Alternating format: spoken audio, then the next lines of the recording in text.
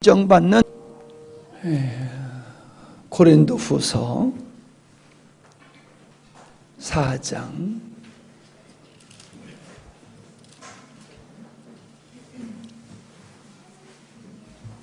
고린도후서 4장 10절과 11절입니다.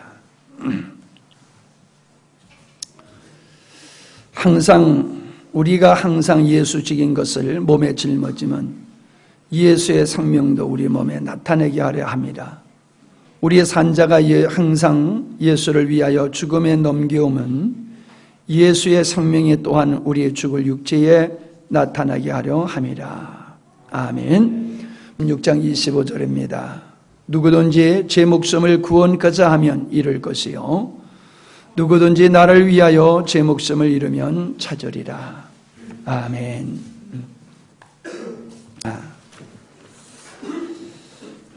오늘은 죄에 관한 말씀 세 번째 시간이 되겠습니다.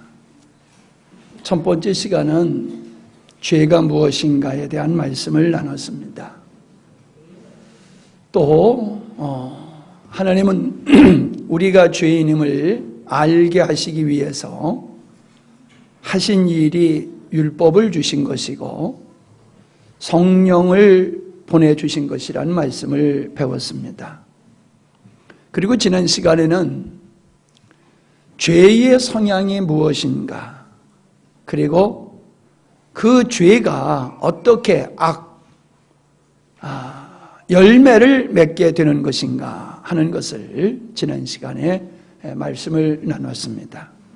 오늘은 그러면은 그 죄를 어떻게 처리해야 되느냐 하는 문제를 다루는 시간이 될 것 같습니다. 마태복음 13장에 보면은 거기에 네 가지 밭이 나옵니다. 길가밭이 있고 돌짝밭이 있고 가시밭이 있습니다. 그리고 좋은 밭이 있습니다. 근데 실상은 두 가지 밭입니다. 길가밭과 돌밭과 가시밭은 결국 결실치 못하게 된다고 하는 의미에서 그 세 밭은 같은 밭이라고 하는 것을 우리가 알 수 있습니다. 길짝밭은 애시당초에 씨가 없으니까는 거기엔 기대할 게 없겠지요. 그러나 돌밭과 가시밭은 기대를 합니다. 왜냐하면 거기서 싹이 나고 자라는 모습을 보기 때문에 기대를 하지만은 그러나 결과는 똑같다는 겁니다. 결실할 게 없다는 겁니다. 문제는 이 돌밭과 가시밭에 해당되는 사람들이 자기도 구원받은 자로 착각한다는 겁니다. 오직 구원받을 수 있는 사람은 옥토예요. 옥토뿐이에요. 길짝밭은 애시당초에 하나님이 없으니까 기대할 것도 없지요. 그러나 좀 다르게 보일 뿐이지만은 돌밭이나 가시밭도 결실할 것은 없다는 거예요. 저는 오늘 이렇게 교회를 볼 때에 우리 성도들의 모습이 마치 돌밭과 같고 이 가시밭과 같다 하는 생각이 들어요. 왜냐하면은 말씀을 인하여 환난과 핍박이 오면은 넘어지는 밭의 사람이 돌밭이라고 그랬거든요. 재리와 세상의 유혹에 막혀서 결실치 못하는 자라가 그것이 가시밭이었다라고 하면 오늘날 얼마나 많은 성도들이 세상의 재리와 세상의 유혹에 빠져서 결실치 못하는 신앙을 하고 있습니까? 보이잖아요. 결실이 없으면 마찬가지예요. 즉 우리가 오늘 나누게 되어지는 이 죄인을 처리하는 문제를 우리가 바르게 하지 못한다라고 하면 우리는 결실치 못하는 밭과 같이 된다는 것입니다. 성경은 우리가 죄인임을, 부정한 자임을 말씀해 주고 있습니다. 모든 사람이 죄를 범하였음에 하나님의 영광이 이르지 못하더니, 그리고 죄의 삭은 사망이다, 이렇게 말씀해 주고 있지 않습니까? 이것이 하나님의 인류를 보신 모습입니다. 이 땅의 모든 사람은 죄인이라는 겁니다. 그리고 그 값으로, 그리고 그 증거로 사람들은 죽는다는 겁니다. 왜 사람이 죽는지를 사람은 모릅니다. 그냥 병드니까 죽지라고 말합니다.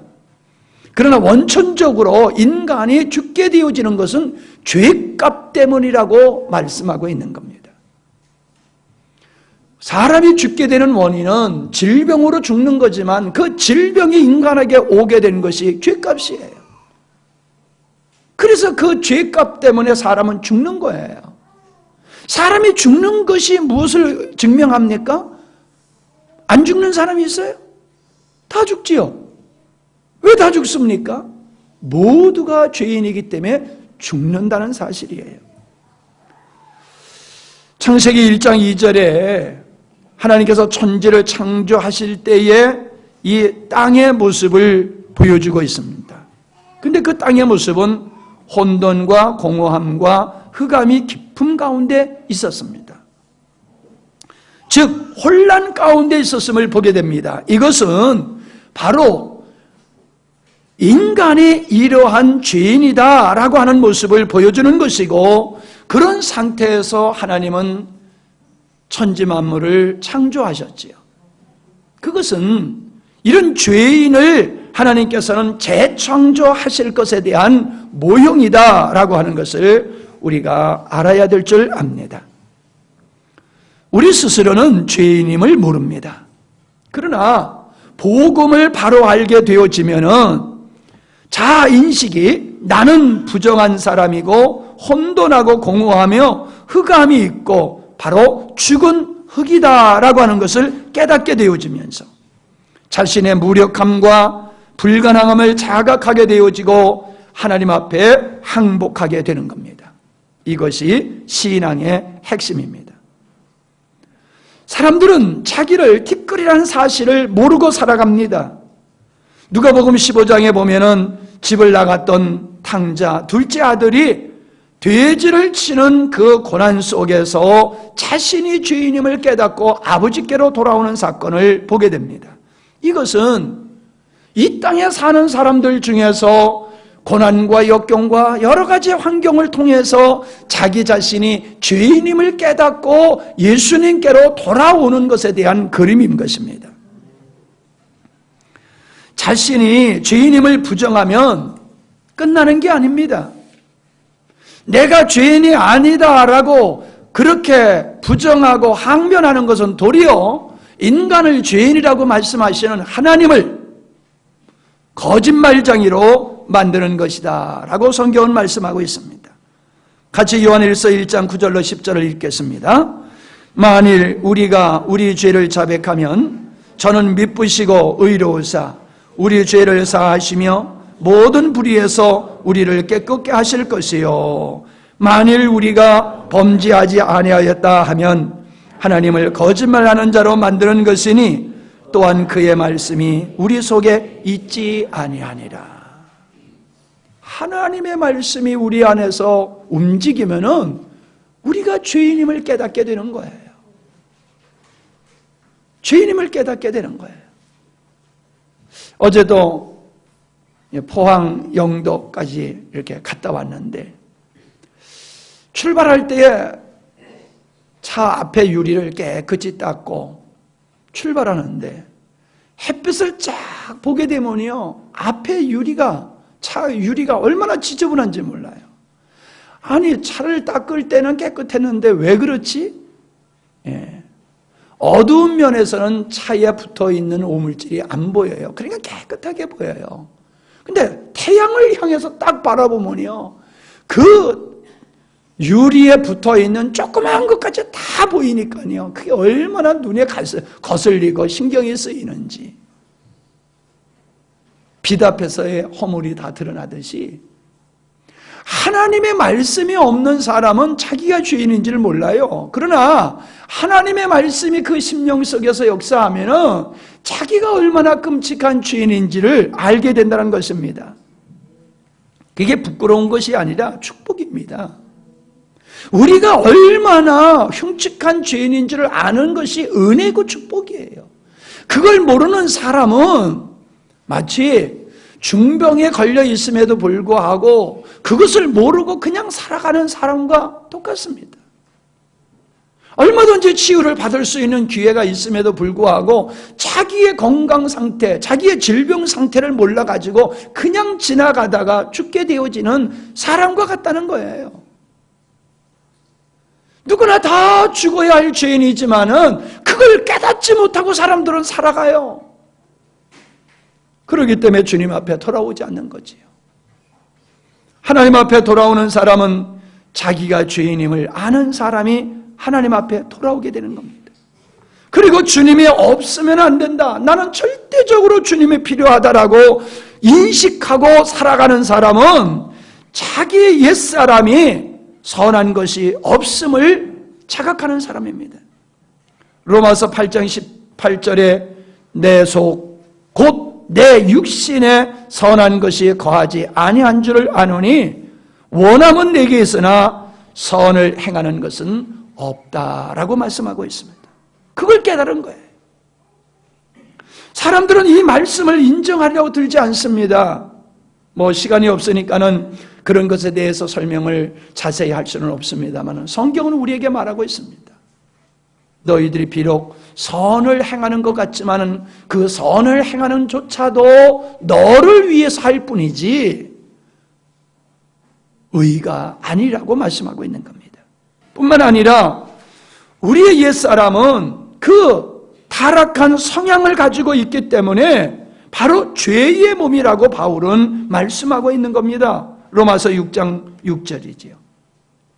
우리가 알거니와 우리 옛사람이 예수와 함께 십자가에 못 박힌 것은 죄의 몸이 멸하여 다시는 우리가 죄에게 종노릇하지 아니하려 함이라.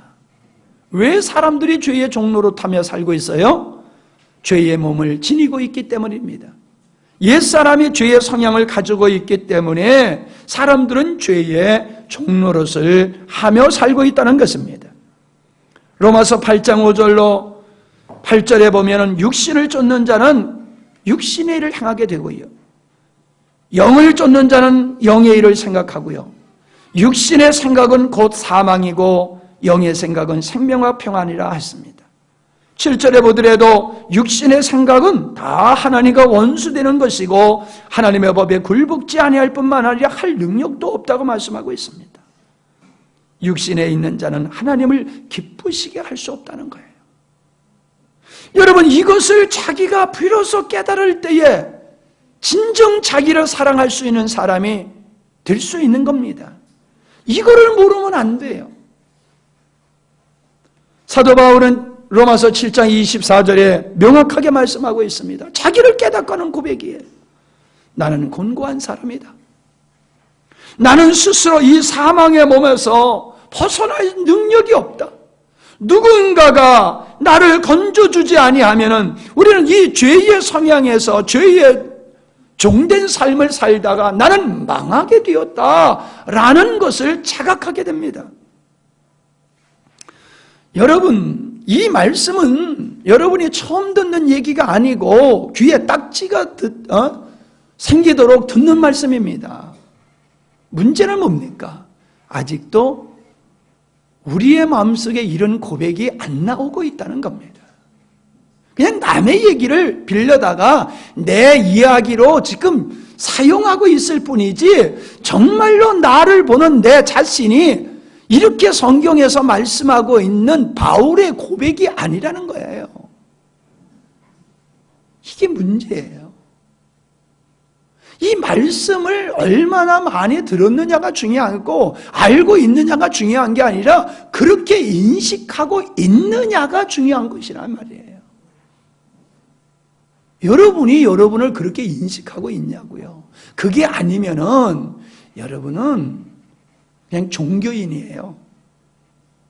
자기 자신을 그렇게 인식하지 않는 사람은 하나님 예수 그리스도를 절대로 필요하지를 않습니다. 그냥 예수님을 믿어야지 천국 간다니까 믿어줄 뿐이지, 예수님이 이러한 나의 유일한 구원자라는 사실을 인식하지 못하면은 진정 예수님께 올 수가 없어요. 육에 속한 사람은 하나님과 원수가 되고요, 하나님의 법에 굴복하지 않고요, 그리고 하나님을 기뻐하지 않습니다. 하나님을 기뻐하지 않는 것, 이게 바로 내가 세상을 기뻐하고 육의 사람이라고 하는 것을 입증해 주는 것입니다. 분명한 것은 우리가 구원을 받았다 할지라도 우리 안에는 하나님의 말씀을 지킬 수 있는 능력이 없다는 사실을 우리가 인식을 해야 됩니다. 그러니까 자기 자신이나 타인에게 하나님의 말씀을 순종하고 이룰 것에 대한 기대를 저버려야 됩니다. 불가능한 것입니다. 하나님은 죄를 가증스럽게 여기신다라고 하는 겁니다. 신명기 25장 16절에 보니까는 무릇 이같이 하는 자, 무릇 부정당히 행하는 자는 내 하나님 여호와께서 가증하니라. 내 하나님 여호와께 가증하니라. 죄의 끔찍한 본질을 설명하고 있는 겁니다. 하나님께서 죄를 가증스럽게 여기신다는 겁니다. 히브리어로 토헤바라는 말인데 이 뜻은 구역질 나는 것, 더럽고 혐오스럽고 고약한 것을 뜻합니다. 웹스터 사전은 극도로 싫고 지긋지긋하고 혐오스럽고 구역질나고 몹시 지겨운 것이라고 정의를 하고 있습니다. 이처럼 죄는 무엇이든지 하나님께 증오스러운 것이라는 뜻입니다. 이는 하나님은 진실하시기 때문에 죄를 가증히 여기시는 것이 맞습니다. 우리는 죄를 가증히 여기지 않기 때문에 코푼정이는 얼른 아끼지 않고 버리지만은 죄를 버리지 못하고 있는 것입니다. 죄의 근원인 옛사람은 십자가로 쪼개져야 합니다.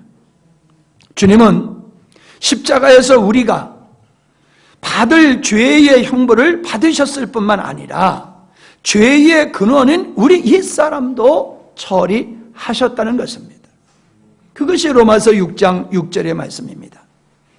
왜 옛사람을 십자가에서 처리하셨습니까? 구원받은 자들이 지옥 가는 것만이 아니라 이 땅에서 죄로부터 자유한 자 되게 하기 위해서, 그리고 하나님을 향하여 살도록 하기 위해서 하나님은 우리 옛사람, 죄의 근원인 옛사람을 십자가에서 처리하신 것입니다. 갈라디아서 5장 24절에 보면은 예수 그리스도의 사람은 육체와 함께 그 정과 욕심을 십자가에 못 박았느니라 라고 말씀하고 있습니다. 이 정과 욕심은 아담에 속한 옛사람에게서 나오는 것이에요. 옛사람의 십자가로 넘겨지면 그 타락한 정과 욕심도 함께 묶여버리게 된다는 겁니다. 우리가 가장 힘들어하는 게 뭡니까? 혈기 부리는 거지요. 그러나 혈기가 날 때에 혈기를 참아서 무엇이 이루어지는 게 아닙니다. 옛사람, 혈기의 주체인 옛사람을 처리할 때에 혈기도 처리가 되는 것입니다. 갈라디아서 2장 20절을 보면은 내가 그리스도와 함께 십자가에 못 박혔나니 라고 말씀하고 있습니다. 그런즉 이제는 내가 산 것이 아니요. 여러분, 이 고백이 우리의 고백이 되어야 됩니다. 나는 죽었어. 그리고서 하는 얘기가 뭐예요? 내가 사는 것이 아니다. 내가 사는 것이 아니라 나는 그리스도가 사는 존재다. 주님이, 내가 주를 위해서 살기 때문에 주님이 나를 얻어서 주님이 사는 인생이다라고 말해야 됩니다. 이걸 생각해보고 이걸 묵상하지 아니하면 이 말의 의미를 모르겠지요. 쉽게 얘기하면은 시키는 대로 살아가는 종의 삶을 보십시오. 지시하는 대로 살아가는 종의 삶은 똑같이 밥을 먹고 똑같이 일을 해드려도 자기 인생을 사는 게 아닙니다. 주인의 인생을 사는 거지요. 맞지요? 자기의 인생을 사는 게 아니에요. 예수 믿는 사람은 자기의 인생을 사는 게 아니라고 성경에서는 아주 명확하게 말씀하고 있습니다. 나는 죽었어요. 나는 없어요. 나를 위해서 사는 건 없어요. 어제도 결혼식에서 이렇게 결혼식을 참여하면서 정말 해주고 싶은 말이 있어요. 신랑 신부에게 제발 자기를 위해서 살지 말아라. 제발 자신의 행복을 위해서 살지 말아라. 네가 행복하려고 한 것만큼 너는 불행하게 될 거다. 제가 그 얘기를 해주고 싶어요. 얼마나 해주고 싶었는지 몰라요. 사람들은 자기가 행복하기를 원해요. 그래서 사람들은 행복하기를 원하는 것만큼 불행하게 살고 있어요.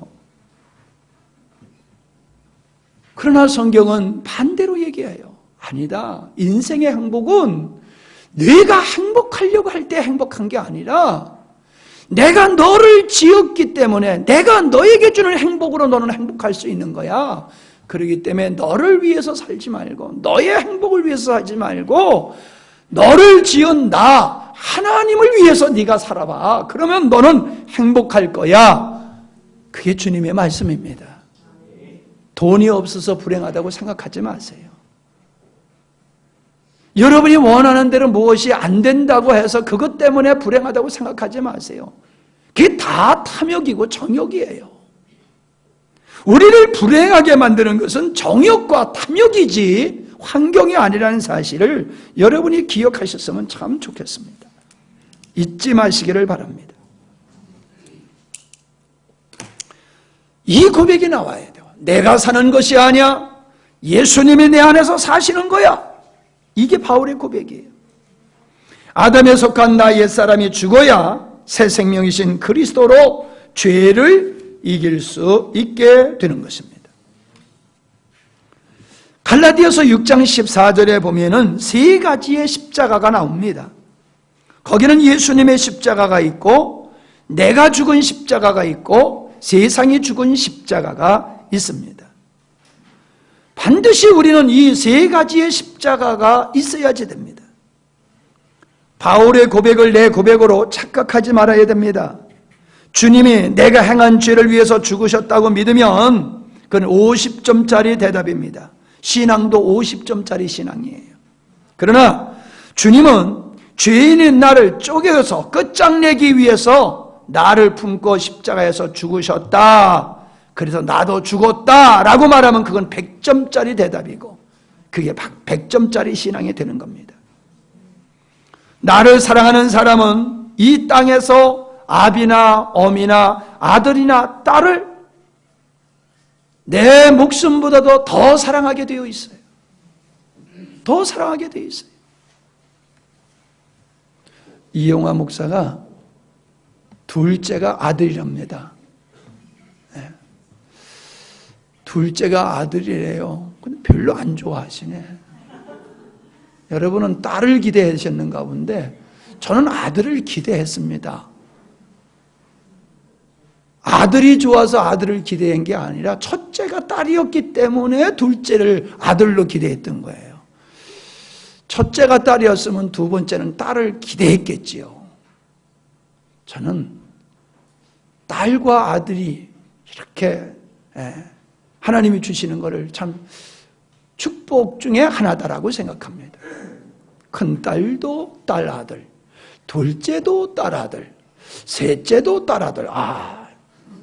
멋져요? 세 집이가 다 딸아들이에요.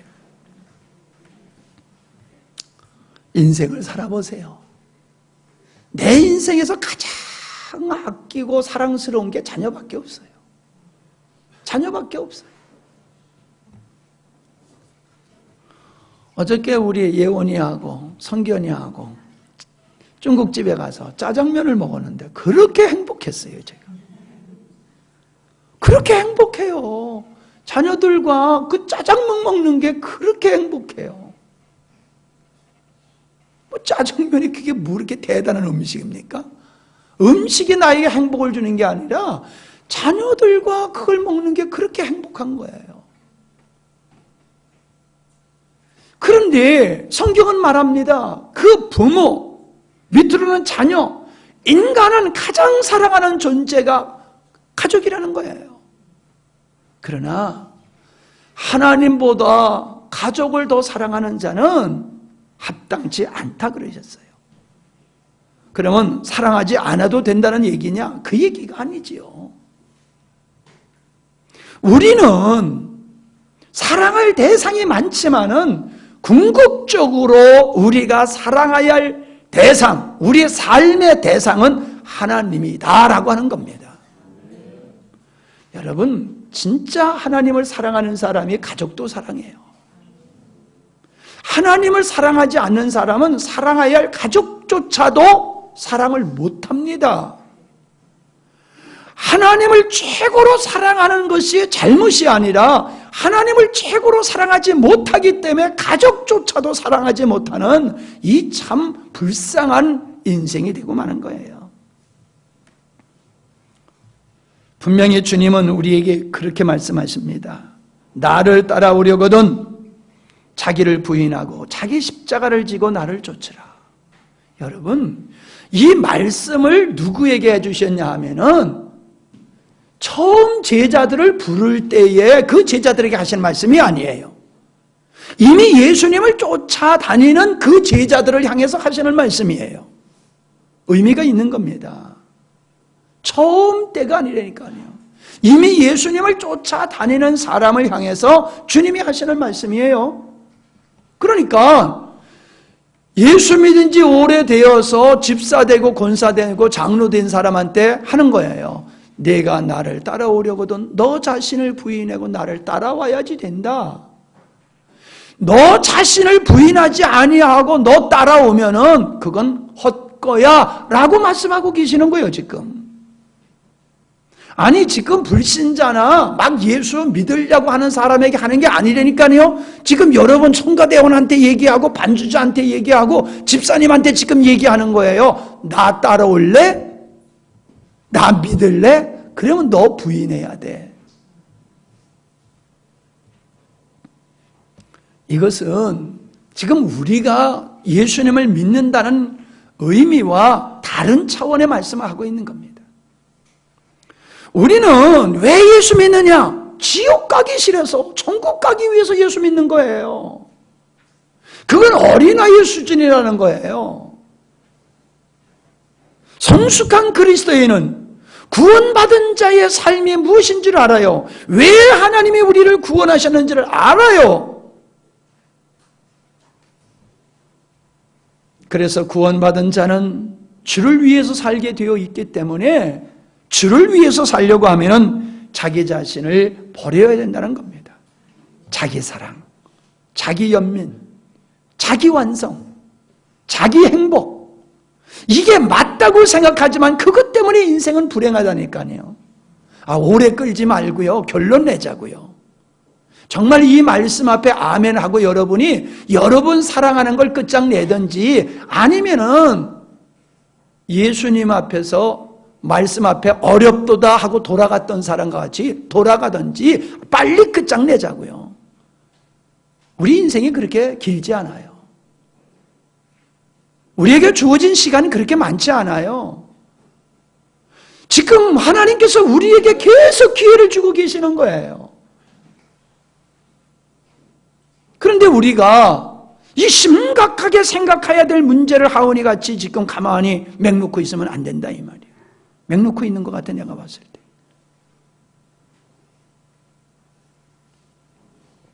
내가 정말로 주님을 쫓기 위해서 나를 부인하고 내가 살고 있는지 여러분 이거를 생각하셔야 돼요. 정말로 주님을 쫓기 위해서 나를 부인하는 게 맞다라고 여러분이 여겨지든지 이거 정말 한번 생각하셔야 돼요. 자꾸 그냥 넘어가지 말자니까요. 바울은 날마다 죽는다라고 고백하고 있습니다. 무슨 뜻입니까? 아무리 내 사랑을 부인해도 이건 끊임없이 솟아오른다는 거예요. 나를 사랑하는 이 자기 연민은 한 번으로 끝나는 게 아니라는 거예요. 자고 일어나면 또 생기고 자고 일어나면 또 생기고 아침에 죽였는데 점심에 또 생기고 끊임없이 나 사랑이 솟아올라요. 그게 타락한 옛사람의 성향이라는 거예요. 그렇기 때문에 바울은 날마다 나를 죽인다. 나는 날마다 죽노라고 고백하는 겁니다. 바로 그런 삶이, 자신을 날마다 죽이는 삶이 주님과 동행하는 길임을 우리는 알 수 있습니다. 우리가 조금 전에 처음에 읽었던 본문의 말씀이 그것을 우리에게 가르쳐주고 있습니다. 왜 우리가 그냥 예수님의 내 죄를 위해서 죽으신 걸 믿기만 하면 되지 않고 나의 옛사람을 반드시 십자가로 넘겨라 버려야 되는가, 자신을 부인해야 되는가 하는 것을 이 고린도후서 4장 10절에서 10절부터 11절에서 명확하게 말씀하고 있어요. 나를 십자가로 넘겨야지 주님의 생명이 내게서 나타난다는 사실입니다. 여러분, 하나님이 살아계시다, 예수님이 살아계시다, 예수님이 부활했다, 그래서 어떻다는 거예요? 그 부활하신 예수님이 내 삶 속에서 나의 사랑이 되고 나의 경건이 되고 나의 인내가 되고 나의 긍휼이 되고 나의 화평이 되고 나의 모든 것이 돼야지 내가 예수님답게 살아갈 수 있는 거 아니에요? 하나님의 창조의 의도는 내 안에 계신 예수님의 생명의 나타남으로 되는 거예요. 그분이 내 안에서 생명으로 나타날 때에 나는 예수님과 같은 사람으로 변화되어지고 성숙되어지는 거예요.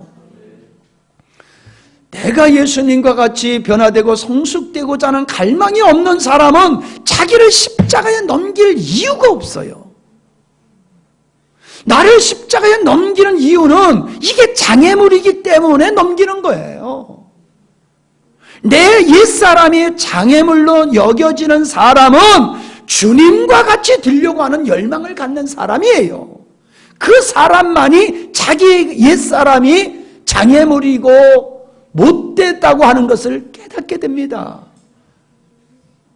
그러니 여러분, 그거 버리는 게 당연하잖아요. 하나님이 우리를 예수 그리스도의 분량에 이르도록 의도하셨는데, 그래서 우리를 구원하셨는데, 그 길로 가려고 하다 보니까는 옛사람이 장애로 나타나잖아요. 장애물로. 근데 그거 안 치우겠어요? 그걸 안 치우는 이유는 장애물인지를 모르는 거예요. 장애물인 줄 모르는 사람은 아직도 하나님이 우리를 창조하신 의도가 예수 그리스도를 닮게 하는 것이라는 것을 깨닫지 못했기 때문에 그런 거예요.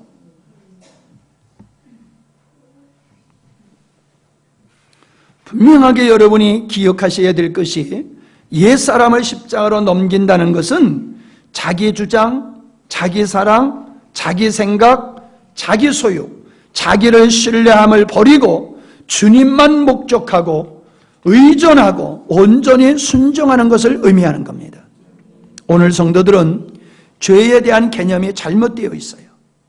바르게 살려 하기보다는 먼저 죄가 무엇인지를 바르게 인식하는 것이 중요해요. 그래야지 죄를 멀리 할 수 있게 되는 거예요.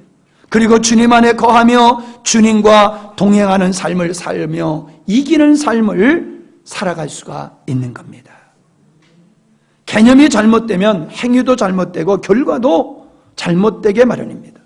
무엇보다 죄를 심각하게 여기지 않는 경향은 인간의 타락성을 보여주는 것입니다.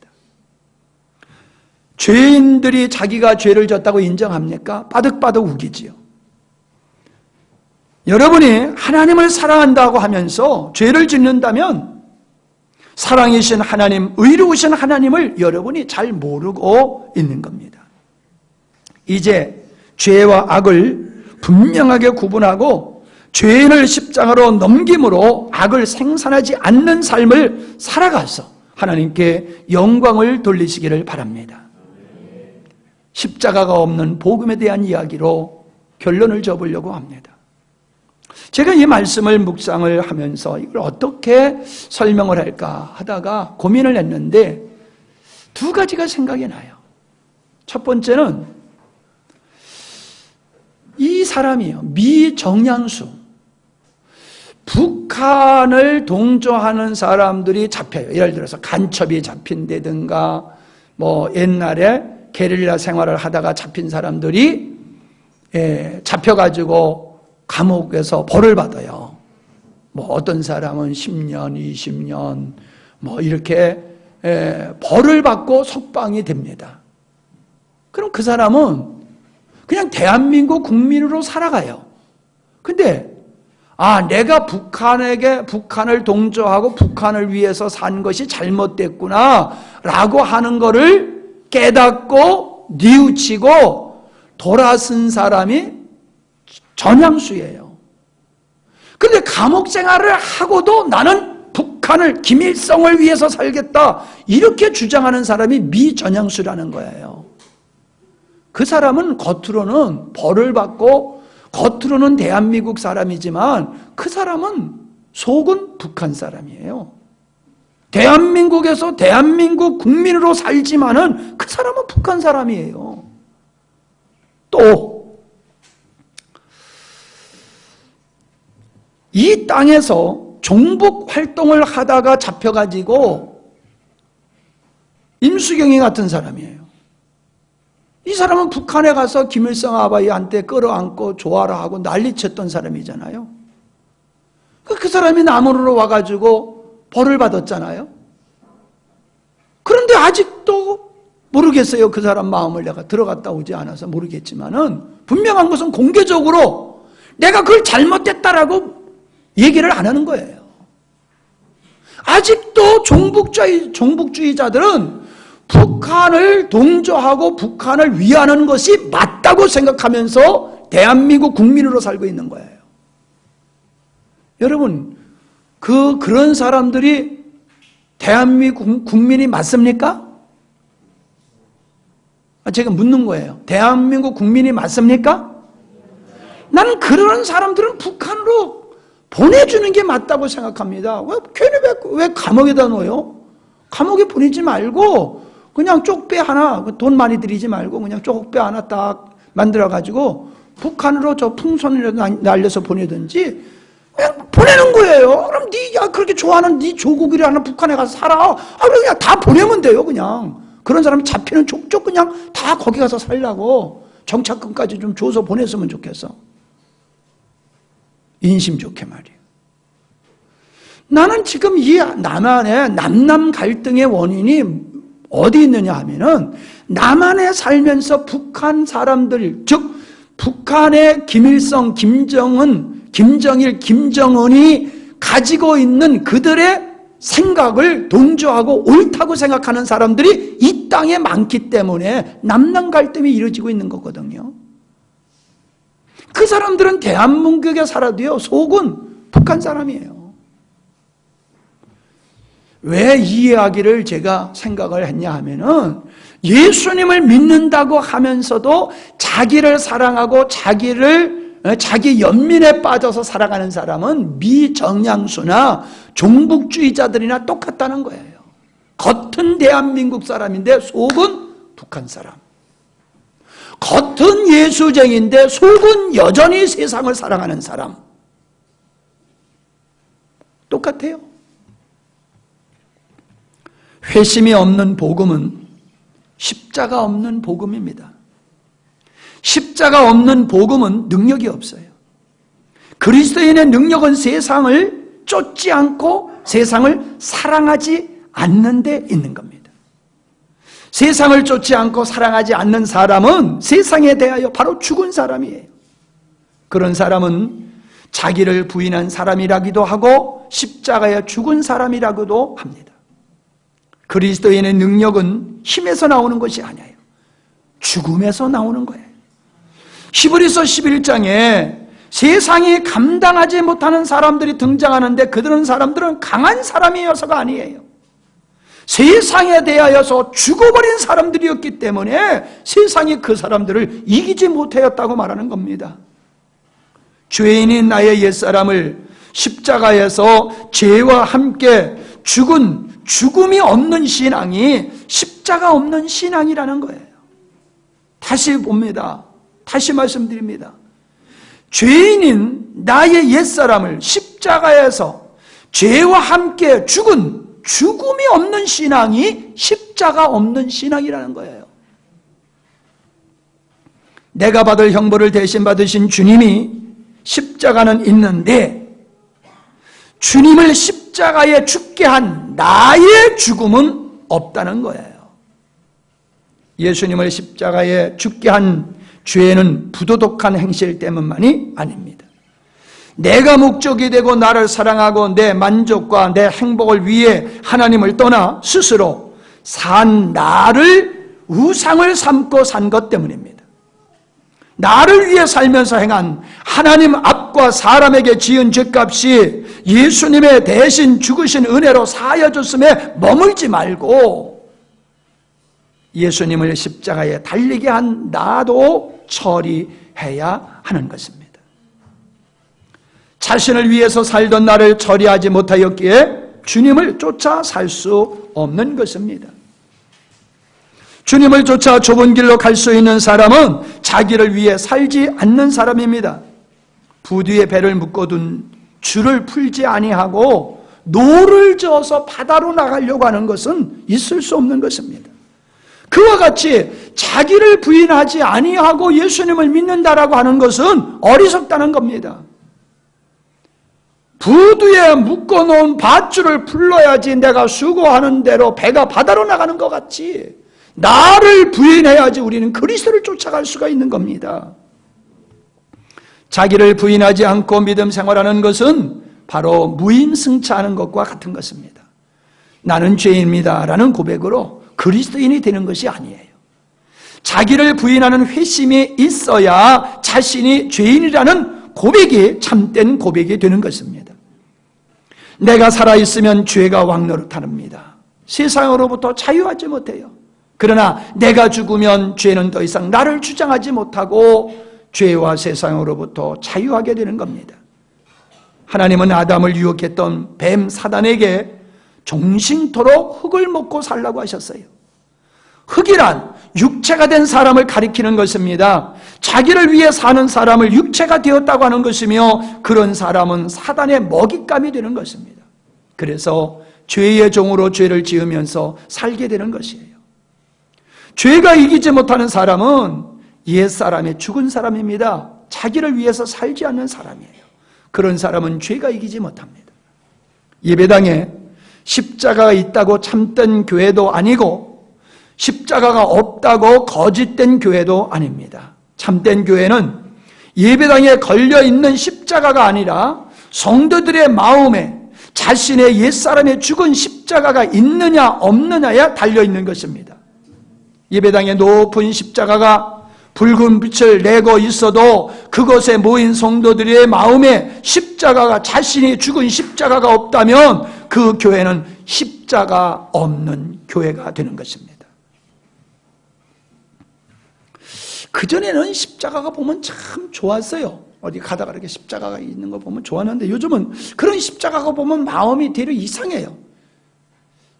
야, 저 십자가는 예배당에 있는데 저 예배당에 나오는 성도들의 마음에는 진짜 저 십자가가 있을까? 막 그런 생각에 별로 좀 마음이 좀 씁쓸합니다. 구원은 값싼 물건이 아닙니다. 싸게 그냥 떠리로 아니면 덤으로 끼워서 팔아버릴 수 있는 상품이 아니에요. 우리 강 집사님 봄이 가을이 되면은 봄 상품을 50% 세일로 팔지요. 예. 또 겨울이 되면 가을 상품을 또 뭐 30%, 50% 이래서 팔아요. 근데 내가 강 집사님한테는 미안한 얘기지만 여러분 좀 바로 나올 때 사 입지 말아요. 그때는 비싸. 그때는 비싸. 조금 좀 아쉬워도 겨울 때 가을 거 사고, 가을 될 때 여름 거 사고, 그래서 1년 동안 묶어놨다가 입으면 돼. 그럼 훨씬 싸게 사요. 강 집사님아 듣지 마라.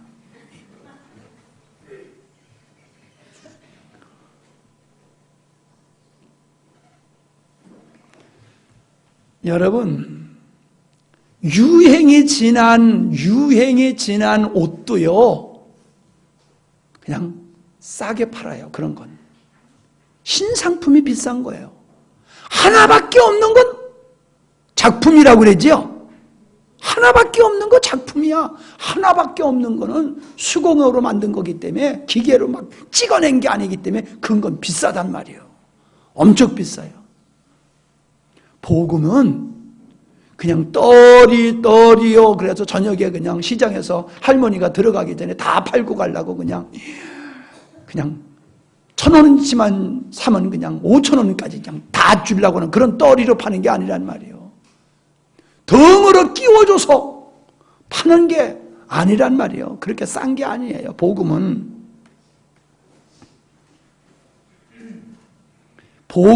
누가 살 수 있느냐? 나를 팔아야지만이 살 수 있는 게 복음이에요. 나를 팔지 아니하고는 살 수 없는 게 복음, 구원이에요. 구원은 은혜로 받는 것이란 말인데 오해가 없기를 바랍니다. 그 말은 우리의 행위가 구원의 조건이 되지 않고 오직 주님이 십자가에서 이루신 것으로 족하다는 뜻이에요. 우리가 구원을 받기 위해서 무엇을 보태야 할 것이 없다는 측면에서 그냥 구원은 은혜다, 공짜다, 그렇게 말하는 겁니다. 근데 여러분 실상 가만히 생각해 보면요, 은혜는 공짜가 아니에요.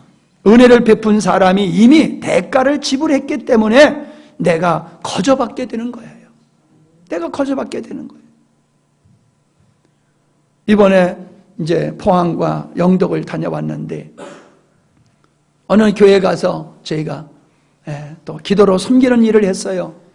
힘들지만은 참 어렵게 간 길이기 때문에 들려서 힘들게 사역을 했는데 그 교회 장로님 한 분이 이런 기도 사역에 대해서 별로 안 좋게 생각하시는 분이었어요.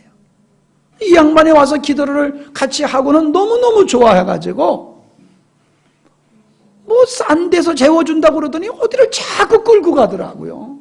뭐 어디를 끌고 가나 하고 가다 봤더니 너무너무 좋은 멋진 호텔로 데리고 가더라고요.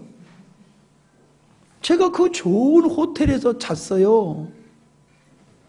돈 한 푼 안 내고 공짜로 잤어요. 진짜 공짜로 잔 거예요? 그분이 은혜 받고 호텔비를 내줬기 때문에 나는 공짜로 잤다니까요. 거기서 아침에 밥을 먹으려고 하는데 여보 우리 밑에 층에 가서 밥을 먹읍시다 그랬더니 사모님이 거기 비쌀 텐데 에이 비싸야 얼마나 비싸겠어. 그래도 한 2만 5천 원 할 텐데 그럼 둘이 먹으면 5만 원이잖아. 어떻게 그걸 먹어? 그래서 차로 와가지고 빵 조각 갖다 먹고 말았어요. 우리가 그렇게 수준이 그것밖에 안 돼. 폼은 멋진데 2만 5천 원짜리 밥을 못 먹겠더라고. 죽어도 못 먹겠더라고. 그래서 그냥 차에 있는 빵 쪼가리 갖다가 커피 끓여가지고 아침 대충 먹고 잔치집에 가지고 그냥 허겁지겁 얼마나 많이 먹었는지 사모님이 그냥 2접시를 가져오더라고. 저거 남기면 어떡하지? 내 걱정은 그거야. 그거 남길까봐. 아닌가 달라. 이거 치우고 저거 치우고 자꾸 줄이더라고. 그러면서 나도 음식에 탐심이 있나 봐. 그러면서 먹더라고. 우리 그냥 아침 못 먹은 거 거기서 잘 먹고 왔어요? 쓸데없는 얘기를 많이 하네. 공짜 얘기를 하다가 그 얘기를 한 거요. 공짜가 공짜가 아니요. 맞지요? 은혜가 그냥 은혜가 아니에요. 대가 지불한 분이 있는 거예요. 구원은 아무나 받을 수 있는 게 아니에요. 아무나 구원받는 게 아니에요. 오해하지 마십시오. 사람들이 그렇게 생각해요. 구원은 그냥 값싼 것으로 아무나 받을 수 있는 거로 생각해요. 그냥 예수님만 믿으면 돼. 예수님을 믿는 게 뭔데요? 그건 틀리단 말이에요. 그 다음 예수님만 믿으면 구원받아. 맞아. 그런데 예수님만 믿으면 구원받는다는 성경적인 이야기와 당신이 예수님만 믿는다고 하는 건 같지 않다는 데 문제가 있는 거예요. 죄인이 죄인임을 알고 죄에서 돌이키는 사람만이 구원을 받을 수 있는 거예요. 자신의 죄인임을 알고 고백하는 것은 자기를 위해 살지 않고 주님을 위해 사는 것을 뜻하는 겁니다. 그게 바로 자기를 파는 것이에요. 제가 지난번에 누구한테 들었는데 캐나다에 가면요, 사람은 죽고 땅덩어리가 하도 많아서 그냥 땅을 공짜로 준대요. 나라에서 땅을 공짜로 준대요. 야, 그런 나라도 있어. 그리들 이사들 가세요. 땅 살라고 고생하지 말고 그냥 거기 살면 그냥 공짜로 준대요. 근데요, 그냥 주는 게 아니에요. 거기 살아야지 주는 거예요. 투기로 땅만 받고 안 살면은 안 돼요. 거기서 살려고 하면 여기서 살아라 하고 나라에서 땅을 그냥 원하는 만큼 주는 거예요. 그냥 구원도 마찬가지예요. 나는 천국 가겠다라고 하면서 사는 건 난 여전히 나를 위해서 살겠어. 구원이라는 땅을 공짜로 받고 사는 거는 딴 데서 사는 거야. 구원 가기 위해서 하나님의 자녀라는 티켓은 받아놓고 생활은 세상의 백성으로 똑같이 살아가는 거야. 그게 전향하지 아니한 미전향수하고 뭐가 다르냐는 거예요. 그게 어찌 참다운 구원이냐 말이에요. 구원은 하나님과의 관계 회복이잖아요. 하나님과 왜 원수가 됐어요? 내가 하나님을 떠나서 자기를 위해서 살았기 때문에 원수가 됐잖아요. 그러므로 구원은 하나님을 위해서 사는 자에게 주어지는 거예요. 아멘? 하나님을 위해서 사는 자에게 구원이 주어지는 거지, 지 멋대로 사는 사람한테 천국 가게 티켓 주는 게 아니라니까요. 이렇게 얘기해도 눈이 반짝반짝하지 아니하고 아직도 그냥 가만히 있는 분은 누구요? 뭐예요? 말씀을 잘 들어보세요. 우리가요, 예수 믿는다고 하면서 내 마음대로 못 삽니다. 결혼하고 내 마음대로 살아요? 결혼하고 내 마음대로 사냐고요? 못 살잖아요. 왜? 내가 내 것이 아니야. 이제는 당신 거지. 맞지요? 그렇게 안 사는 사람이 좀 있는가 봐요. 아멘을 안 하고 가만히 저쪽만 쳐다보고 있는 사람 보니까는 그렇게 안 사는 사람이 있는가 봐. 결혼하는 순간 자기는 없어지는 거예요. 사랑하는 당신의 종으로 사는 거예요. 아멘. 예수님을 믿으면 이제 예수님의 종으로 사는 것이 성도지, 천국 가기 위한 티켓으로 예수님을 믿는 게 아니에요. 근데 제가 볼 때는요, 그런 사람이 너무 많아요. 예수님을 믿는다고 하면서 지멋대로 살아요. 여러분, 밴드에 올려놓은 북한에서 4대째 신앙생활하다가 탈북하신 분, 그 사모님의 그 간증, 여러분이 그거 보셨는지 모르겠어요. 내가 보니까 몇 분 안 보신 것 같아. 댓글 올려놓은 거 보니까는 안 보신 분이 참 많은 것 같아. 대단하셔. CC에서 안 보는 건지 시간이 없어서 안 보는지 하여튼 안 보셔. 여러분, 제가 그분의 간증을 들으면서 마음이 참, 북한에서 그분이 간증으로 얘기가 뭐냐 하면은, 북한은 10일마다 한 번씩 쉰대요. 그래서 주일날 예배를 드릴 수가 없대요. 그래서 근무를 바꾸는 거야. 일을 이렇게 바꿔가지고 일을 미리 해놔가지고 그 주일날 시간을 내 가지고 예배드리기 위해서 기차를 타고 온대요. 그래서 적게 모이면 5명, 많이 모이면 10명이 모여서 예배를 드린대요.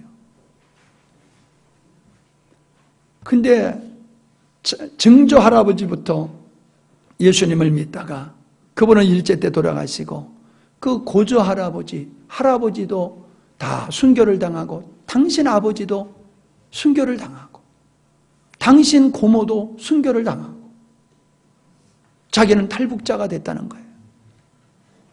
그런데 그 아버지가 보이부에 잡혀간 후에 할머니가 15일 만에 돌아가셨대요.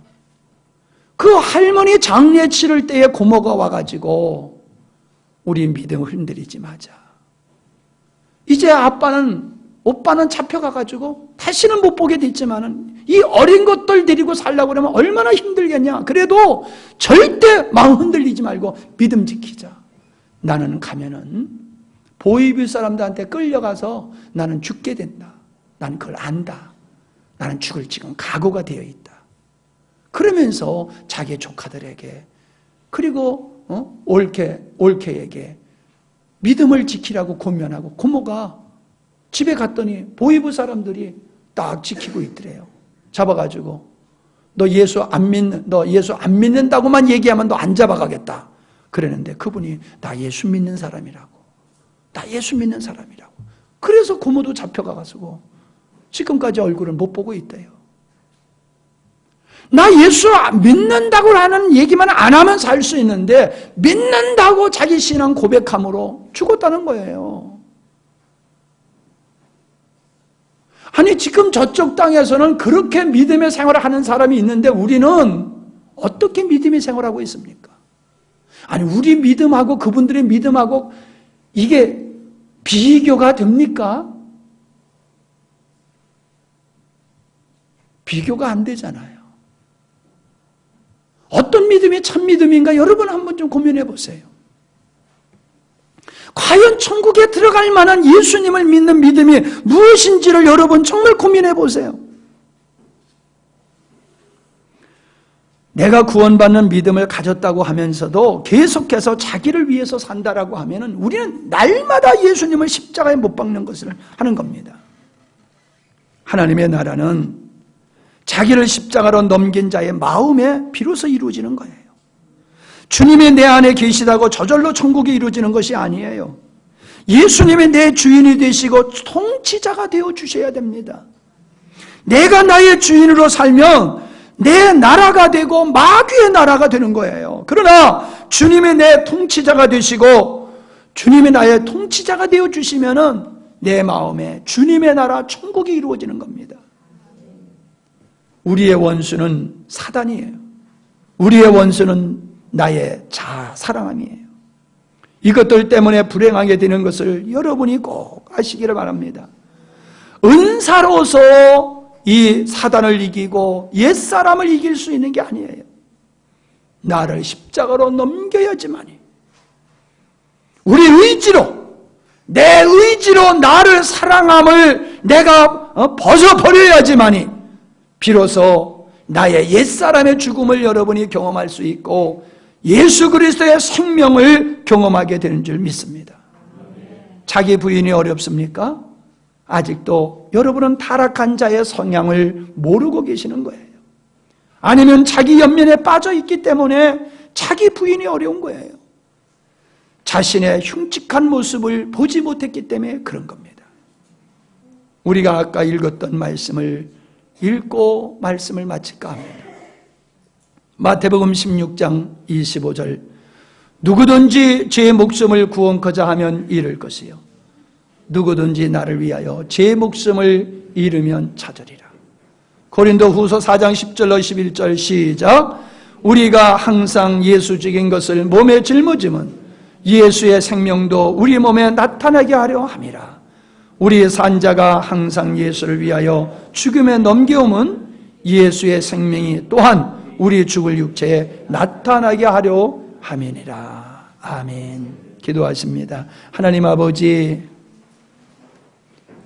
사람들은 죄에 관해서 생각조차 하기를 싫어합니다. 자기가 죄인임을 인정하지 아니하고 부정하며 도리어 우리를 죄인이라 하는 하나님을 향하여 반항하고 살아가고 있는 것이 불신자들의 모습입니다. 허나 우리는 내가 죄인이라고 말하지만은 성경에서 말하는 그 죄인이 아니라 잘못된 개념으로 자기 자신을 죄인이라 고백하며 그런 수준 없는 고백을 가지고 구원받는 믿음이라고 착각하고 살아가는 사람들이 얼마나 많은지 모릅니다. 그 증거가 저희들이 변화되지 않는다는 사실입니다. 그 증거가 더 이상 새롭게 주를 위해서 사는 삶이 보이지를 않는다는 겁니다. 여전히 자기가 목적되어지고 여전히 자기를 사랑하고 여전히 자기 만족과 여전히 자기 행복을 위해서 여전히 자기가 원하는 대로 살아가고 있는 것이 참다운 믿음이 아님을 보여주는 증거인 줄 압니다.